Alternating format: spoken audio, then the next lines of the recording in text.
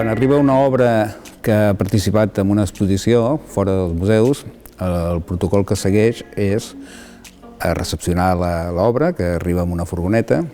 L'obra ve dintre una caixa i embalada amb material de conservació. Aquesta caixa ja s'ha preparat, s'ha produït per aquesta obra, és una caixa feta expressament. Aleshores, la meva feina és supervisar que durant el trajecte aquesta obra no hagi sofert cap desperfecte. S'entra al museu, s'obre la caixa, llavors jo tinc que examinar que l'obra